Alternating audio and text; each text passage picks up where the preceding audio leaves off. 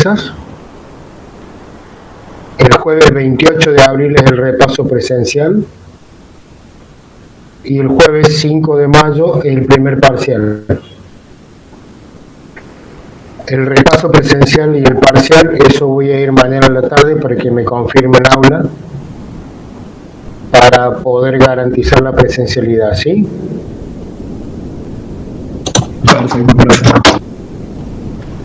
En cuanto tenga novedades se lo comunico por mail, como hacemos en todas las clases con el link, ¿sí? Bueno, vamos a presentar la clase de hoy.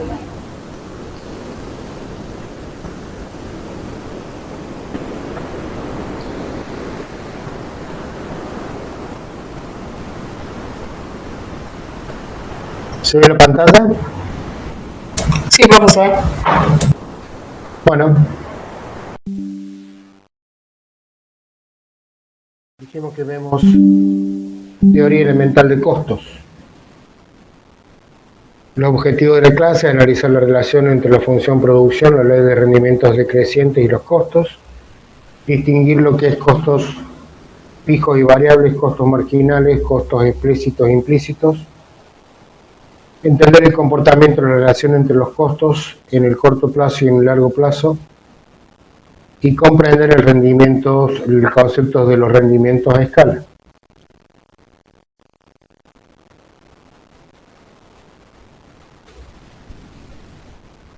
¿Qué son los costos?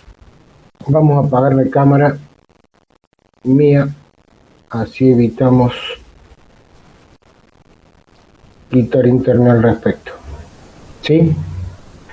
¿Qué son los costos? Son los desembolsos que están causados, originados en un proceso de fabricación de un producto o de un servicio.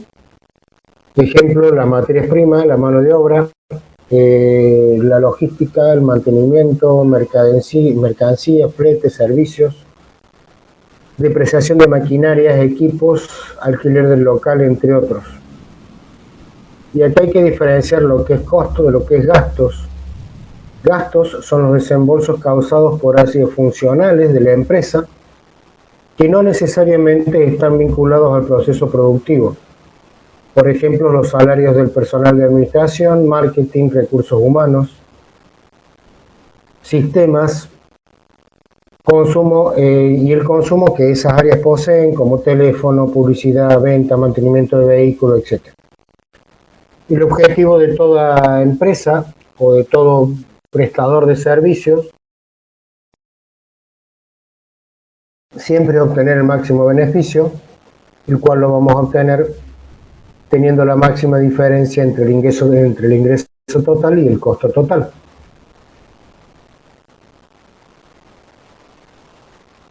¿Cuáles son los factores que me van a condicionar a corto y a largo plazo? Los costos. A corto plazo, la empresa va a tener costos de producción fijo, es decir, el stock, por ejemplo, el stock de capital es fijo, mientras que los otros pueden variar cuando la empresa cambie su nivel de producción. Ejemplo, puede variar la cantidad de mano de obras contratadas, la materia prima, es decir, yo puedo llegar a tener mi stock de capital, es decir, todo lo que es mi infraestructura para brindar el servicio, me es muy complicado modificarlo en el corto plazo. Pero yo sí puedo contratar mano de obra, por ejemplo, pagando horas extras para obtener una mayor producción, y obviamente voy a necesitar contratar mayor cantidad de materia prima. En el largo plazo, la empresa puede alterar la cantidad que utiliza en todos los factores productivos, incluyendo el stock de capital. Yo en el largo plazo puedo llegar a planificar, cambiar la tecnología, o puedo llegar a planificar aumentar el tamaño o la capacidad de mi industria. Es decir que en el corto plazo vamos a tener factores fijos y factores variables, o costos fijos y costos variables. En cambio, en el largo plazo, todos los factores van a ser variables. En el corto plazo, el costo total va a estar dado por la suma entre el costo fijo y el costo variable. En cambio, en el largo plazo, el costo total está dado solamente por los costos variables de producción.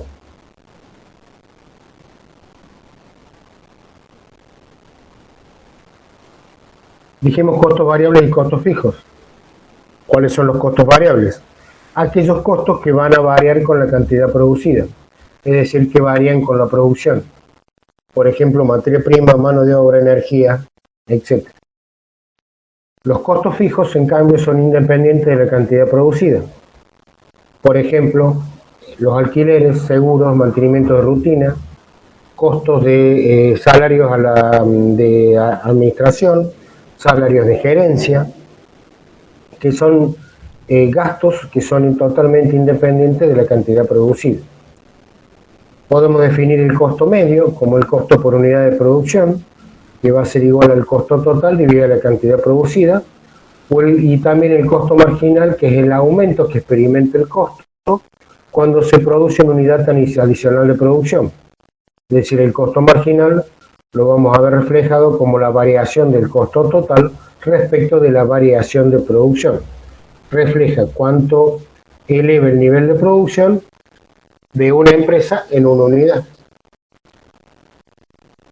Veamos algunos ejemplos.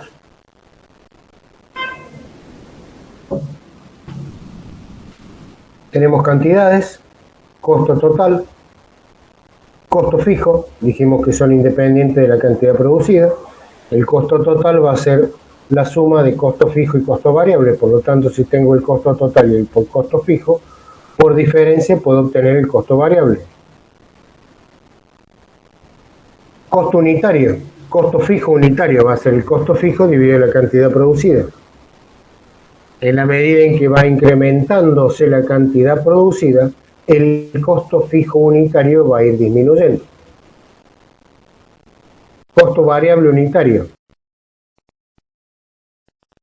En la medida en que vamos incrementando nuestra cantidad producida, me va a ir disminuyendo el costo variable unitario. ¿Hasta dónde? Hasta pasar por un mínimo. Cuando paso por ese mínimo, empieza a incrementarse el costo variable unitario. El costo unitario lo podemos determinar como el costo total dividida la cantidad, y el costo marginal dijimos que es la variación del costo total dividida la variación de la cantidad. Para una variación de costo total de 12, tengo una variación de cantidad de 1 y el costo marginal es igual a 12. El costo unitario. Para un costo total de 100 dividido 4, el costo unitario es igual a 15. Costo variable unitario. Costo variable dijimos que en este caso es 60 dividido 4, el costo variable unitario es 15. De esta manera podemos graficar. Costo fijo es independiente de la cantidad producida, por lo tanto es paralelo al eje de las abscisas. Costo fijo unitario va disminuyendo en la medida en que costo fijo unitario va disminuyendo en la medida en que se va incrementando la cantidad producida. Va siendo asintótico al eje de las abscisas.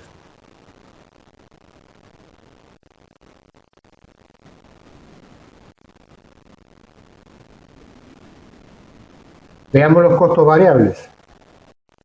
En la medida en que se incrementa la cantidad, se incrementan los costos variables. ¿Era así? Costo variable, incremento mi cantidad, se me incrementan los costos variables. Costos variables unitarios.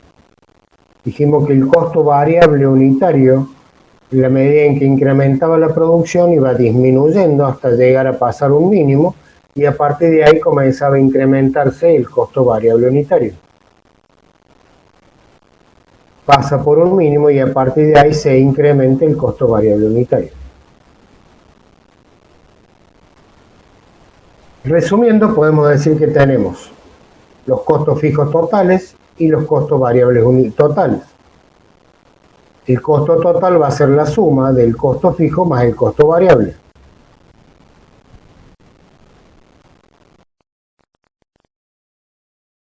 Los costos medios, vamos a tener el costo variable medio, que dijimos que pasaba por un mínimo, el costo marginal,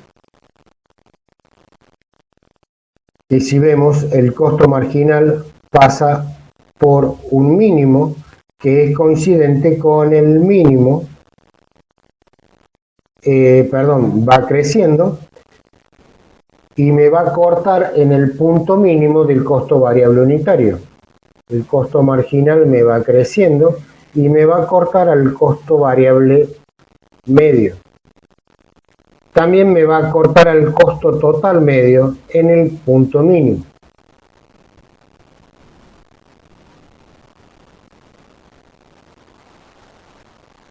Resumiendo, el costo fijo total es siempre el mismo cualquier nivel de producción.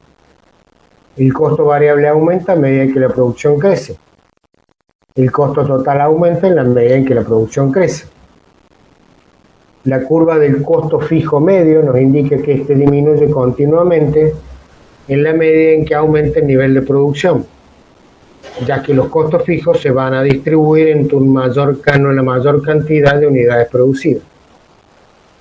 La curva de costo variable medio tiene forma de U, es decir que al principio disminuye, luego pasa por un mínimo y finalmente comienza a aumentar. Eso es debido a la ley de los rendimientos decrecientes. Me disminuyen los costos, tengo rendimientos decrecientes, en la medida en que me aumentan los costos tengo rendimientos crecientes.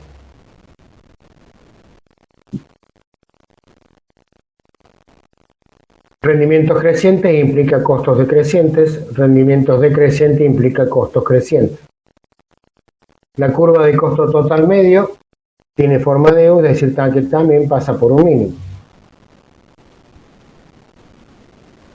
¿Qué relación hay entre el costo marginal y los costos medios?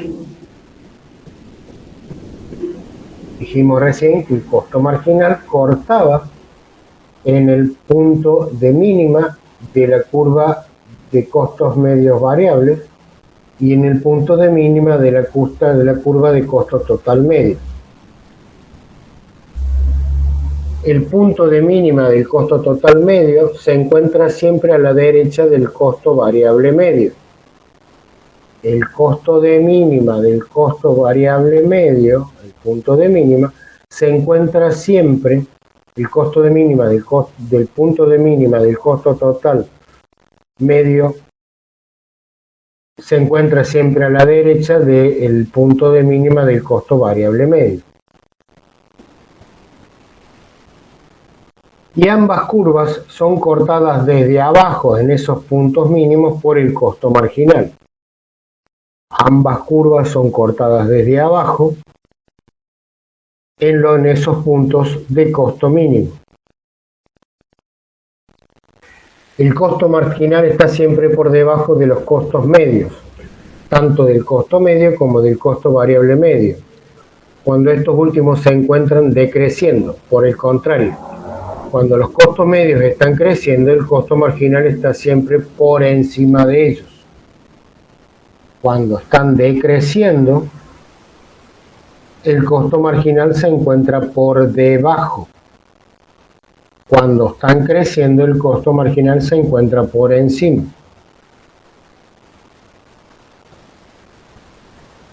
Esto confirma lo dicho anteriormente, que el costo marginal corta al costo variable medio y el costo total medio en sus puntos mínimos. Una empresa produce en escala eficiente cuando minimiza la curva de costo total medio. El punto mínimo de la curva de costo total medio entonces nos indica la escala eficiente de una empresa. El punto de mínima del costo total medio me indica la escala eficiente de producción de una empresa.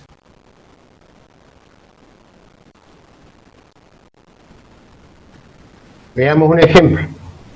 Tenemos, por ejemplo, una fábrica de muebles. La misma está compuesta por maquinaria y equipos, instalaciones, materiales y mano de obra.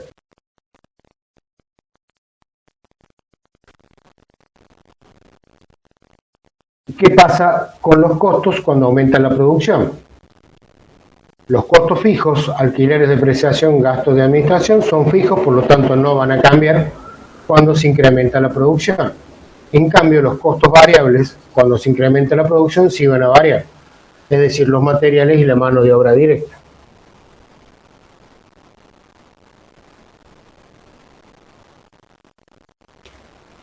Veamos un ejemplo numérico.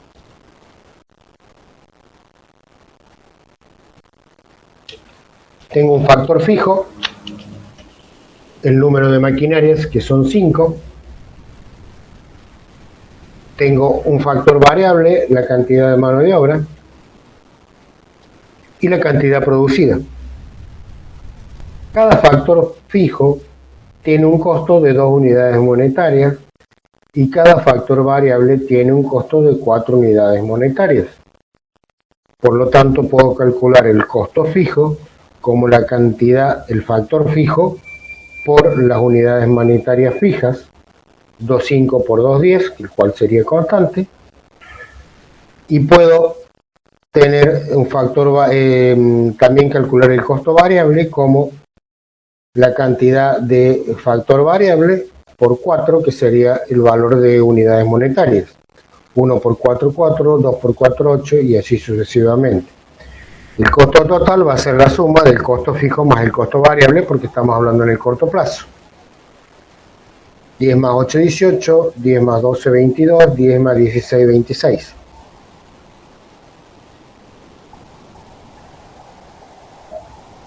Entonces tenemos costo fijo, costo variable y costo total. Costo fijo lo puedo graficar, es constante. Costo variable lo puedo graficar partiendo de 0 y va incrementándose en la medida en que se va incrementando la cantidad producida.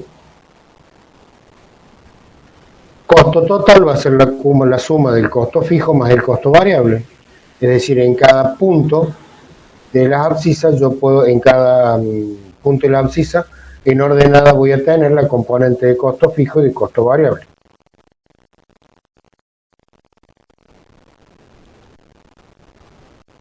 Ahora, ¿qué pasa? ¿Cómo se afectan los costos cuando varía el nivel de producción? ¿Cuánto es el costo unitario o costo por unidad de producto? Habíamos llegado hasta el costo total con la tabla anterior, entonces le agreguemos las otras columnas. Costo marginal, costo medio y costo variable medio. Costo marginal dijimos que era la variación del costo total respecto de la variación de la cantidad producida.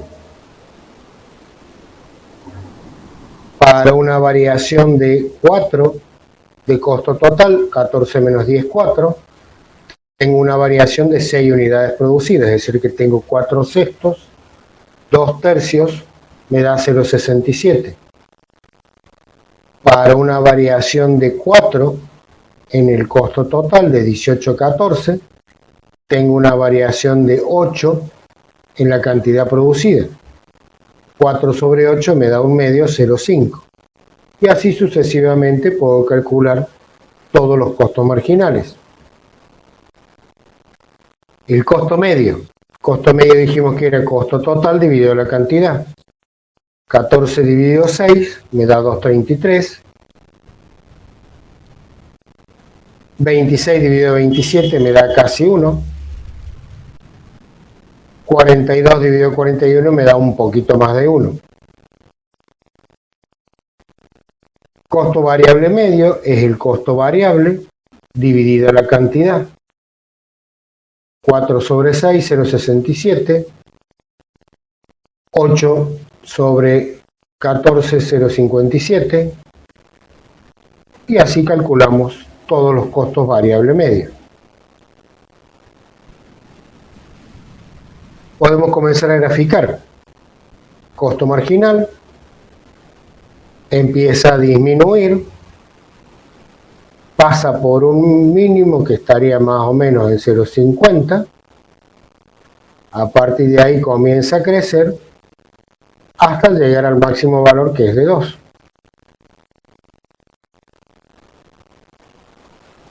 Superpongamos en la curva el costo variable, el costo medio. El costo medio parte para una cantidad producida de 6 de 2,33. En la medida en que vamos incrementando la producción, pasa por un mínimo que estaría casi en 0,94 para producciones de 32 y de 36. A partir de ahí comienza a crecer el costo variable medio.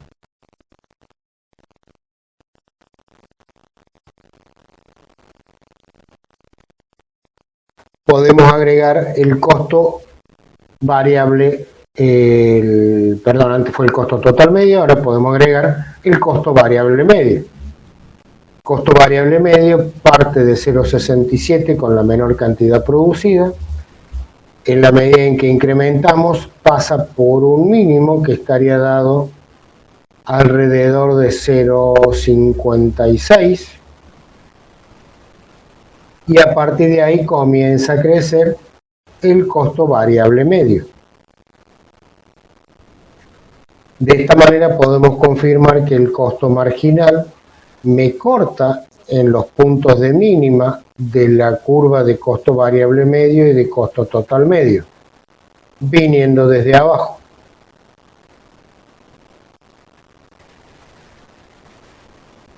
En forma general podemos decir que las curvas son cóncavas hacia abajo. El costo medio y el costo variable medio intersectan al costo marginal en sus respectivos puntos mínimos. La forma de la curva se debe a la ley de los rendimientos marginales decrecientes. La forma es inversa a la curva de productos, es decir, producto marginal y producto medio. Las curvas de costo medio y costo variable medio tienden a acercarse una hacia otra. Costo medio y costo variable medio tienden a acercarse. ¿Por qué? Porque cada vez tiene mayor incidencia en la medida en que se aumenta la producción los costos fijos. La diferencia entre las curvas de costo variable y costo variable medio es el costo fijo medio.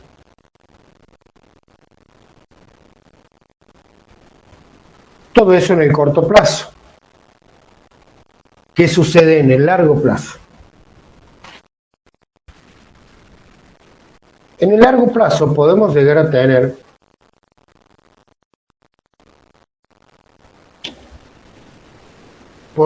decir que el largo plazo se compone de suponer diferentes escenarios en el corto plazo.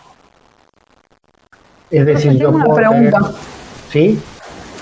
¿Cómo definimos qué es corto y qué es largo plazo?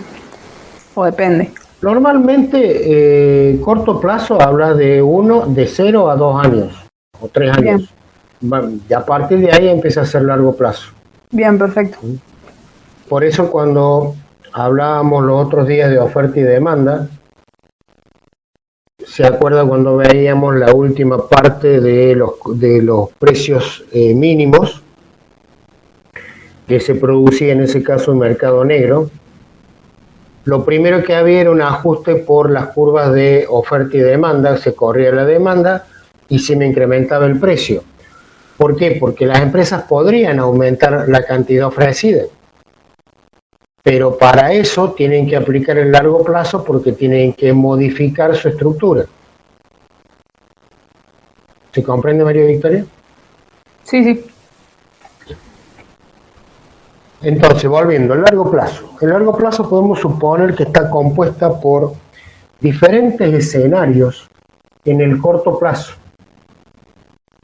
Es decir, podemos tener una curva de costo medio en el corto plazo 1, una curva de costo total medio en el corto plazo 2, y así diferentes escenarios de curvas de costo total medio en el corto plazo. Serían diferentes escenarios o diferentes alternativas que la empresa puede llegar a adoptar en el largo plazo.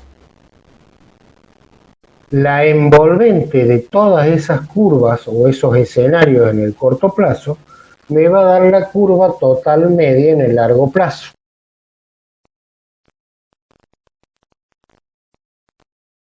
A medida que la empresa se mueve a lo largo de la curva de largo plazo, ajusta el tamaño de la fábrica o la cantidad de producción.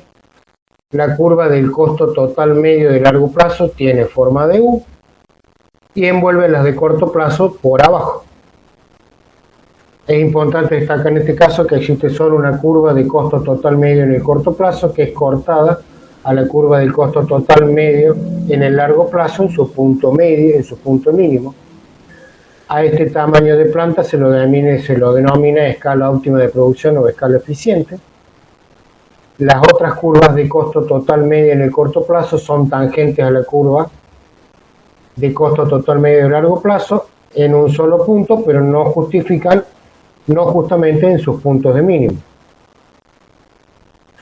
El costo marginal en el largo plazo también va a venir desde abajo y va a cortar en el punto de mínima a la curva del costo total medio en el largo plazo.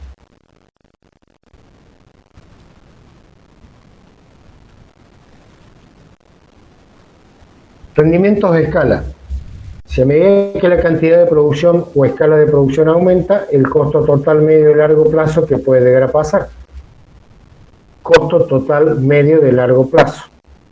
A medida que la cantidad de producción aumenta.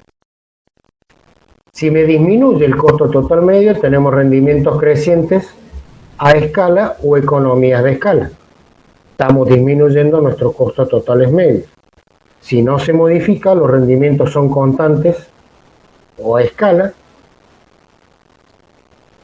Y si aumenta, tenemos rendimientos decrecientes a escala o deseconomías de escala.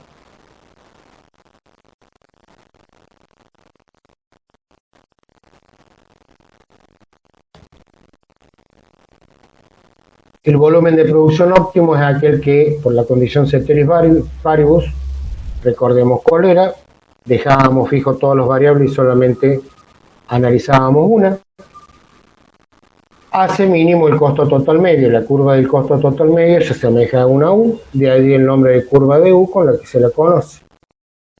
Voy a tener costo total medio, tengo una zona de rendimientos crecientes y una zona de rendimientos decrecientes. El volumen óptimo se va a dar para el costo total mínimo, manteniendo la capacidad de producción. Vamos a tener una cantidad máxima que permite de producción las instalaciones de nuestra industria, fábrica o producción de servicios.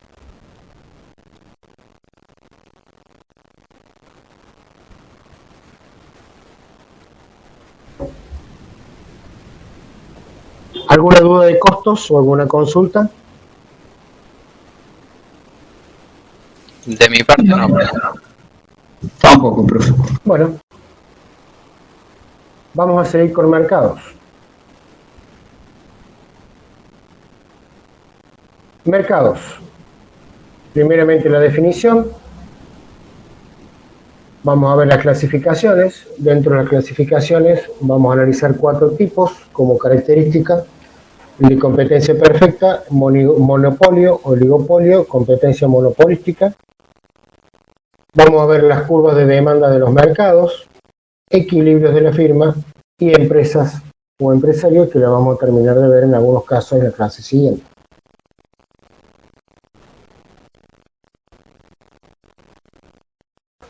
Cuando hablamos de mercado, no hace referencia a un lugar físico, no hablamos del mercado norte o el mercado sur, lo que conocemos aquí en Córdoba, sino que es un determinado espacio o lugar, el cual puede ser inclusive hasta virtual, donde ocurren transacciones comerciales entre personas que concurren a él. Es un conjunto de compradores y vendedores de una mercancía o conjuntos de mercancía o servicios que están comunicados entre sí y realizan transacciones de compra y venta. Si recordamos el circuito económico básico, nosotros teníamos las empresas, las familias.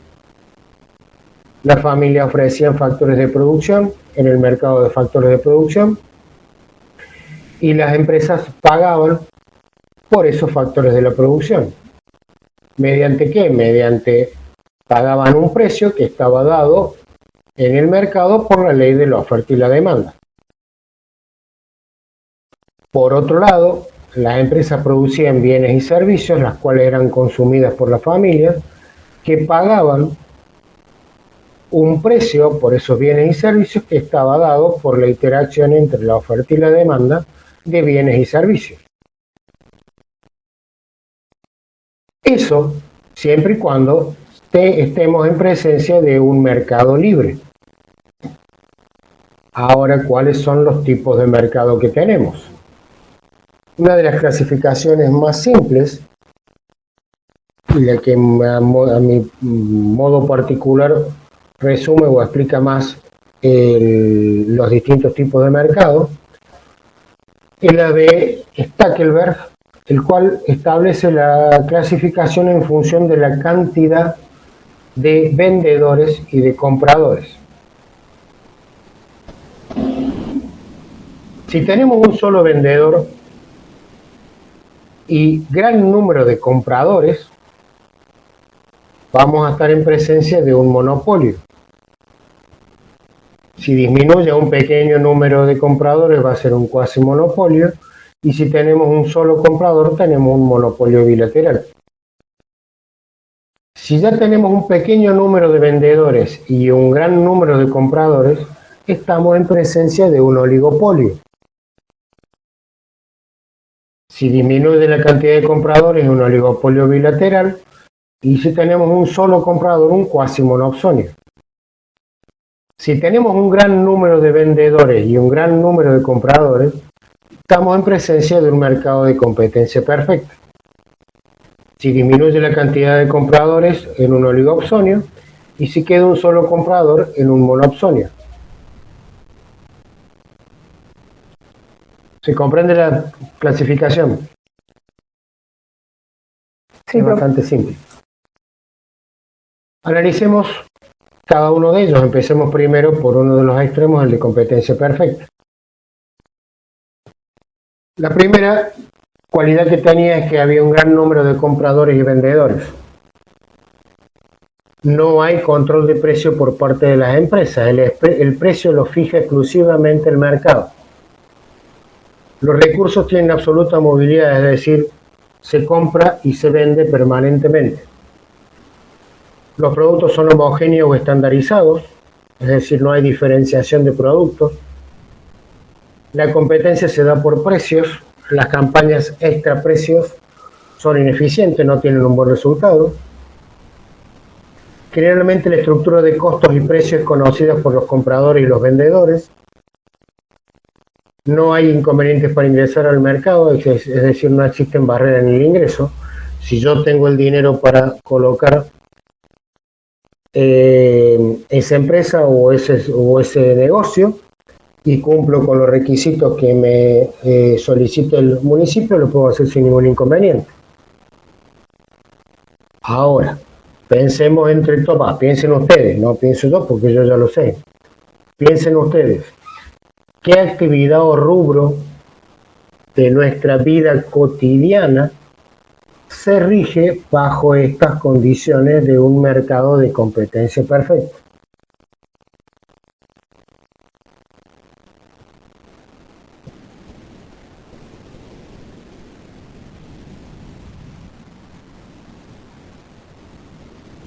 Arriesguen.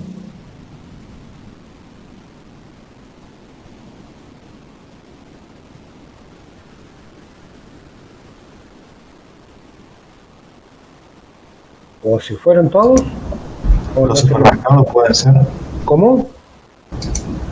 Digo, si puede ser un supermercado, por la cantidad que hay. Sí, supermercados. Sí. Podemos hacerlo más chiquito, un kiosco. Un poco más chiquito que el supermercado. Pensemos en el kiosco. Hay un gran número de compradores y vendedores. ¿Cuántos de nosotros, cuántos kioscos tenemos en nuestra cercanía y cuántos compramos en los kioscos? Muchos. ¿Sí?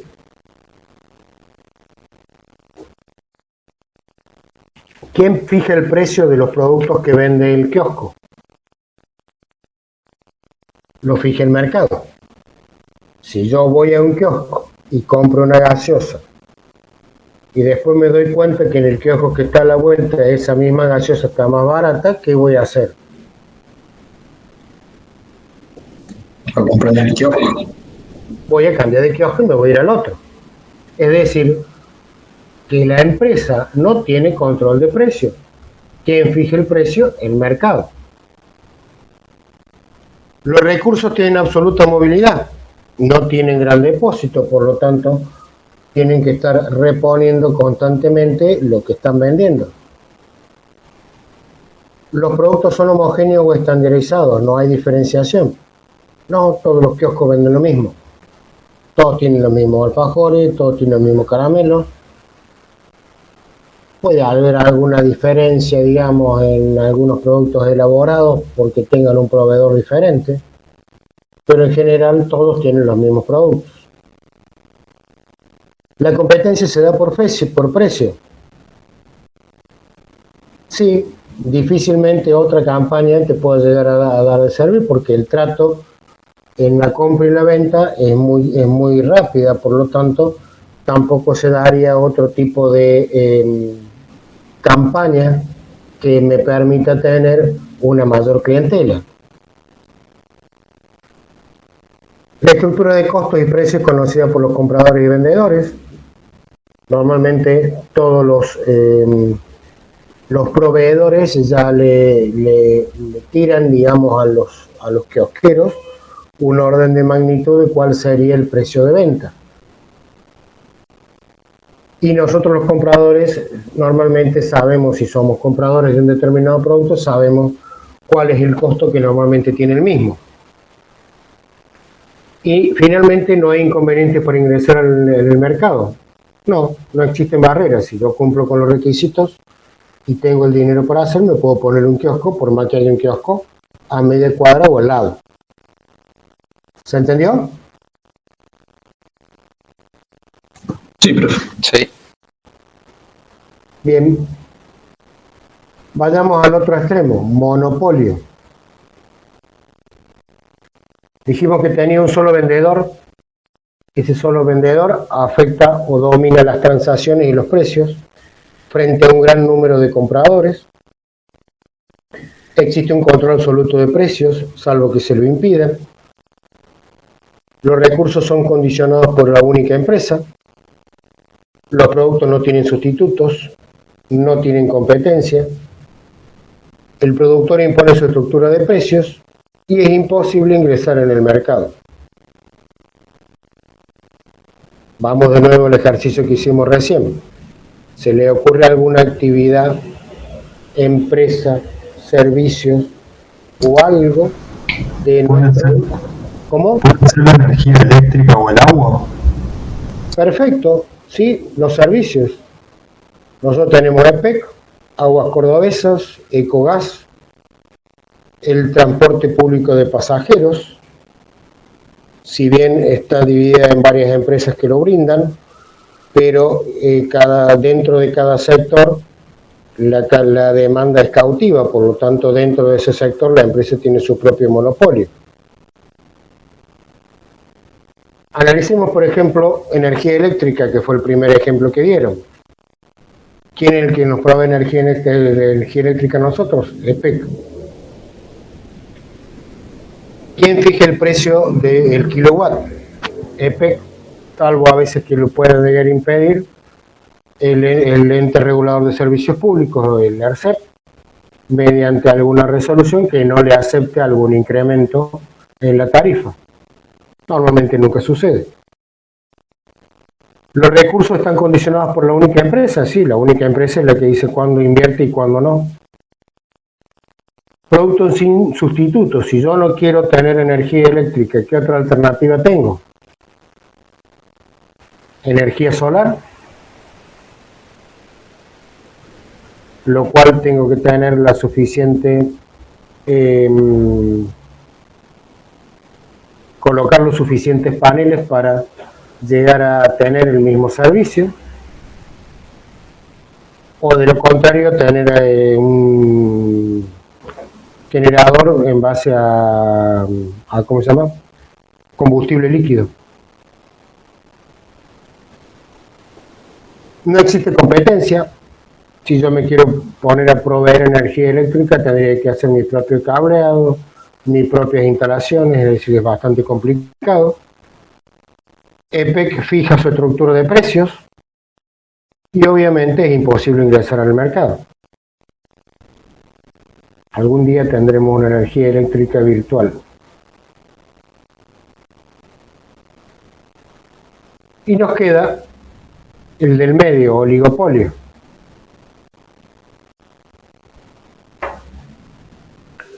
Tiene un pequeño número de empresas frente a muchos compradores. El control de precios relativo, una guerra de precios provoca la quiebra de los participantes. Las medidas de una empresa afecta a las otras empresas. Los recursos tienen relativa movilidad. Son productos homogéneos, pero están diferenciados. La competencia es por la caracterización del producto, sobre todo cuando es diferenciado. Cada empresa conoce su estructura de costos y precios. Es relativo este conocimiento por parte de los consumidores y existen importantes trabas para ingresar en el mercado. ¿Qué se les ocurre ahora? Podría ser una empresa de telefonía, por ejemplo, profe, que por decir serían como monopolios, pero que hay más variedad, a diferencia de la de servicios. En realidad lo de telefonía celular, si hablamos, es un oligopolio, no es monopolio. Claro, claro. O sea que a diferencia de la, por ejemplo, en EPEC, que es la única, en cambio en telefonía hay una variedad, pero siguen siendo muy pocas. ¿Qué opciones tenemos? Nómbralas. Personal, Movistar y Claro. Y no sé, alguna otra. Había otra que había aparecido. Nextel en su momento. Nextel en su momento, por particular para el tipo de teléfono. Pero hay otra más. 20 creo que se llaman, profe. 20, esa. Bien. Es decir, tenemos 4 empresas frente a ¿cuántos compradores? Yo tengo 2 teléfonos celulares de 2 empresas distintas. Y si sumamos, creo que de los 40 millones debemos tener 60 millones de teléfonos más o menos. El control de precios es relativo. ¿Por qué? Porque una guerra de precios provoca la quiebra de los participantes. Las medidas de una empresa afectan a la otra. Si una de las empresas de la que estamos hablando dice voy a vender el servicio a la mitad de precio, en general todos los usuarios vamos a querer ir a esa empresa. Eso va a provocar la quiebra de las otras empresas participantes.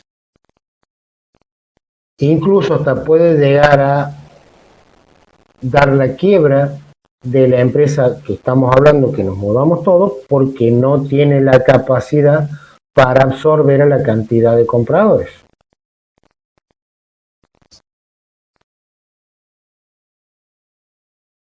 Exactamente. ¿Se entiende? Digamos, por eso le voy dando con el ejemplo para que entienda cada una de las pautas. Los recursos tienen relativa movilidad. O sea, son las empresas las que van a fijar cuándo invierten y cuándo no. Cuando hablamos de servicio, ¿no es cierto? Porque en realidad, digamos, si tenemos que hablar de aparatos telefónicos, en general todos tienen los mismos. Los productos son homogéneos y son diferenciados. Y este lo voy a leer conjuntamente con la que sigue. Competencia por caracterización del producto, sobre todo cuando es diferenciado. Productos homogéneos, ¿por qué? Porque todas brindan el mismo servicio. En su momento eran minutos de aire, después fueron minutos de aire y algo de datos, después fue llamadas gratuitas a empresas, entre clientes de la misma empresa, ahora simplemente es datos, pero en realidad todos están brindando el mismo servicio. ¿Y en qué se van diferenciando? y se van diferenciando por medio de caracterizar el producto por medio de publicidad o de propaganda. Campañas publicitarias, entonces tenemos personal que auspicia un determinado evento deportivo o artístico. Tenemos el estadio, el Movistar Arena en Buenos Aires.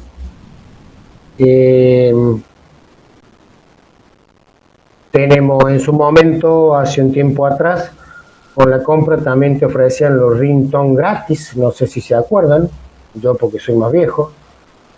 Es decir, siempre se trata de caracterizar el producto con una pequeña diferenciación, ya que los servicios que brindan son totalmente homogéneos. Cada empresa conoce su estructura de costos y precios, pero nosotros los consumidores, el conocimiento nuestro es bastante relativo y obviamente al ser la torta bastante chiquita, hay importantes trabas para ingresar en el mercado. ¿Por qué? Porque la torta se reparte en 3 o 4 partes. Es muy difícil, digamos, poder ingresar en el mismo. Por eso también es la poca participación de la última empresa que hablaban de 20. ¿Se comprendió? Profe, ¿y los bancos también entrarían en esto? Sí, pueden entrar perfectamente. Pueden entrar, a lo mejor tenemos mayor cantidad, serán 20, pero no más que eso, digamos. Bien, profe, gracias. Vamos a caracterizar una más que sale de la clasificación, que es la competencia monopolística. La competencia monopolística tiene como características un gran número de productores frente a un muy gran número de consumidores. El control de precios sobre productos únicamente, tiene control de precios únicamente sobre algunos productos, sobre los otros se le complica. Los recursos tienen movilidad, tienen productos con sustitutos, son diferenciados, se imponen las marcas, la competencia se da por diferenciación, campañas para posicionar una marca, la imagen del producto, hay conocimientos de estructuras de costos y de precios, y las trabas para el ingreso son débiles. ¿Y ahora?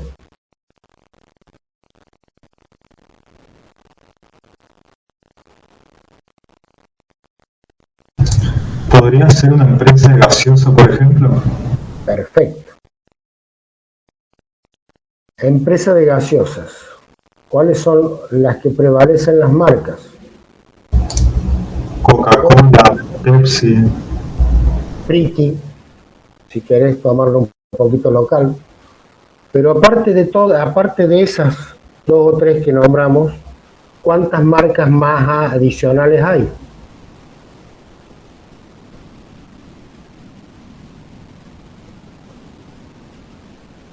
¿Cuántas marcas más hay?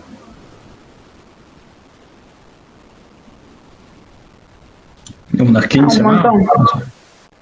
Yo por lo que me acuerdo tenés Sweetie, Norampol, Seco, hay una gaseosa Córdoba Manaos. también, ¿ah?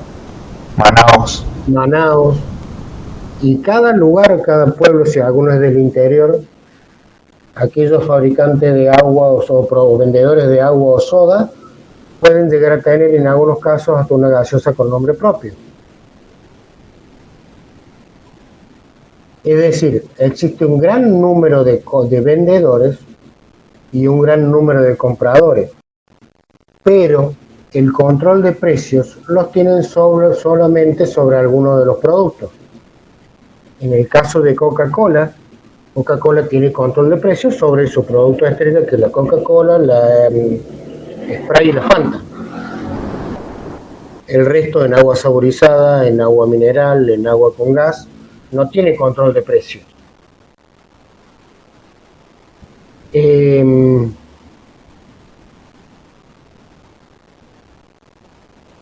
¿Por qué? Porque el agua, digamos, es muy difícil, digamos, competir o implantar una marca respecto a la venta de agua.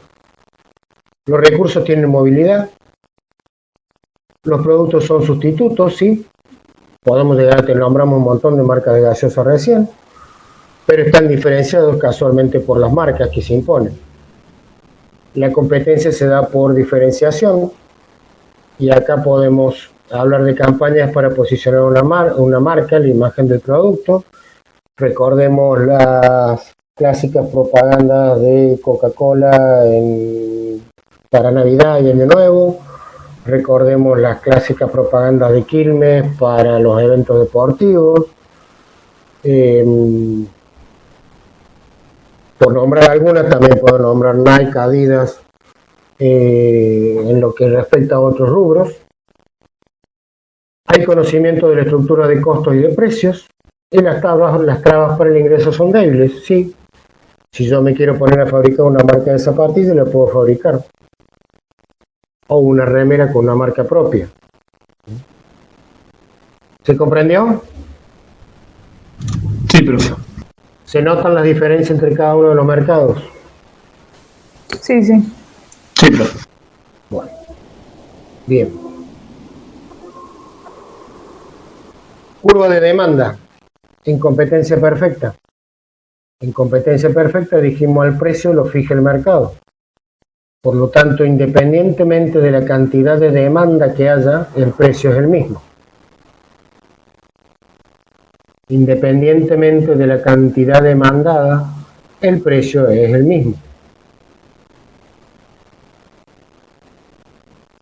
El monopolio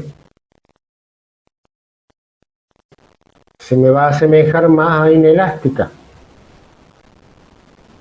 ¿Por qué? Porque en la medida en que me disminuye el precio, yo voy a consumir, por ejemplo, mayor energía. Cuando me aumente el precio de la energía, voy a tratar de cuidarme más en el consumo. Voy a andar como yo en mi casa pagando la luz de toda la casa. Oligopolio, sin pacto. ¿Por qué está aclarado sin pacto? Recordemos, cuando hablábamos de oligopolio, telefonía celular, hablamos de 4 empresas. Es decir, que no es para nada complicado que 4 gerentes o CEO de las empresas se pongan de acuerdo, fijen el precio y de esa manera se transformen en un monopolio. ¿Sí o no? Sí, profe, se entiende. Entonces tenemos que considerar como que no hay pacto. Si no hay pacto, vamos a tener una parte que va a tener comportamiento de elástica, como la de competencia perfecta, e inelástica como monopolio. Competencia monopolística va a ir variando en un sentido parecido en una media entre monopolio por el control de las marcas y de competencia perfecta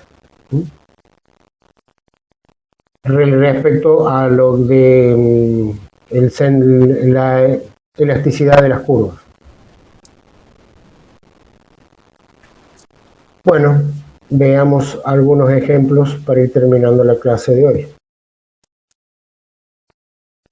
Tenemos, por ejemplo, una empresa que fabrica armarios metálicos, tiene que producir 1000 armarios.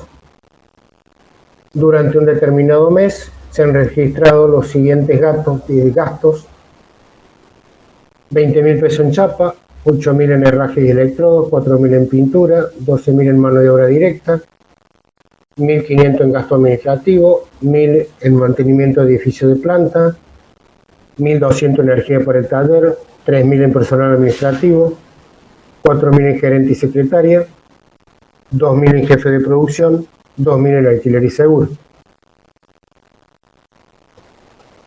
Distribuyamos de ahí cuáles son fijos y cuáles son variables. Cantidad de chapa, ¿es fijo o variable? Variable. Es materia prima, variable. Herraje y electrodos, Variable. pintura, También variable. mano de obra directa, Variable. tenemos los 4 primeros como variables. Gastos administrativos, soy independiente de la producción, es fijo. El mantenimiento del edificio de la planta, lo tengo que mantener, fabrique 2 o fabrique 50. Es fijo. Energía para el taller, es variable. Personal administrativo es fijo. Gerente y secretaria es fijo. Jefe de producción es fijo. Alquiler y seguro es fijo. De esta manera podemos llegar a calcular cuáles son los costos fijos y los costos variables. El costo total va a ser la suma del costo fijo más el costo variable, 13.500 más los 45.200. Costo fijo medio, el costo total medio es el costo total dividido la cantidad, que era el 1000 armarios. Costos fijo medio, el costo fijo dividido la cantidad. Costo variable medio, el costo variable dividido la cantidad. Y podemos definir también el costo primo, que es aquel que simplemente suma los costos directos al de la fabricación, es decir, los costos de materiales y mano de obra. En este caso sería restándole la energía para el taller, que no es en forma directa. La energía para todo lo demás son costos explícitos, donde uno puede llegar a diferenciar cuánto es la cantidad de material y de mano de obra atribuible a un producto. En cambio, la energía puede llegar a ser un costo implícito, es decir, que no podemos llegar a diferenciar qué pequeña porción de energía se le debe atribuir al costo de una unidad. A esos apartados de costo lo vamos a ver en una de las últimas clases cuando veamos costos industriales. Bien.